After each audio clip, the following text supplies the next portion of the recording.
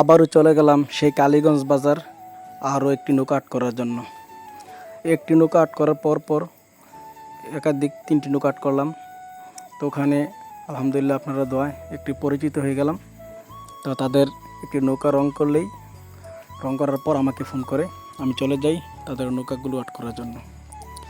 আজকে যে নৌকাটি আট করলাম, এই নৌকার মালিকের ছেলে, উনি খুব ভালো মানুষ, ওনার আন্তরিকতা অনেক ভালো লাগলো।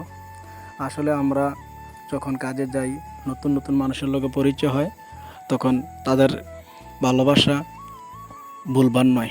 কিছু কিছু মানুষের সঙ্গে এমন সম্পর্ক হয়ে যায়, আসার পর খুব মায়া লাগে, পরে আবার ফোন দিয়ে যোগাযোগ করি, কথাবার্তা বলি। তো দৈনিক যদি নতুন নতুন জায়গায় যাই, নতুন নতুন মানুষের লোকে পরিচয় হয়ে যায়, এটাই মানুষের প্রতি মানুষের আন্তরিকতা এবং ভালোবাসা।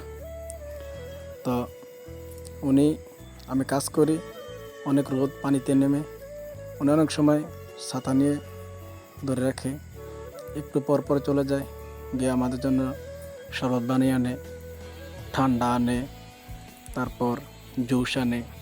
তো মানুষ, একটি দূরের মানুষের জন্য এত টান আগে বেশি একটা দেখি নাই। তো ওনার নৌকাটা যতক্ষণ আট করলাম, উনি ততক্ষণই আমার সঙ্গে পানির মধ্যে নেমেছিল। তো এই সাইডটা একটু কাছে আনা যায়, ওই দিক দিয়ে ঘুরে আনলো, পানিতে নেমে নেমে কাজ করতে হয়। তো এখন যেই কাজটা করতেছি, এটা একটু পিলারের মধ্যে দাঁড়া করতেছি, এই সাইডটা একটু পানিতে নামা লাগে নাই। ওই সাইডটা যখন ঘুরে মাথাটা ওই দিক দিয়ে নিয়েছি, তখন হাঁটু সমান পানির মধ্যে নেমে নেমে কাজ করা লাগছে। তখন রোদও আসছিল প্রচুর।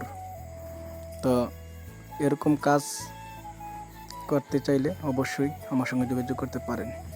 তো এটা হচ্ছে কালীগঞ্জ বাজার, নৌকা গুদরাঘাট। এখানে অনেক মানুষ বসে বসে রং চায়, বসে থাকে, ভাড়া শেষ করে এখানে নৌকা ভিড়ায়। তো একজনের পর একজন সিরিয়াল দিয়ে নৌকা চলে যায়। তো জায়গাটি হচ্ছে মুরাদনগর উপজেলা, বাঙ্গুরা থানা, কালীগঞ্জ বাজার। কালীগঞ্জ বাজারের পরের জায়গাটি হচ্ছে আপনার নবীনগর শুরু।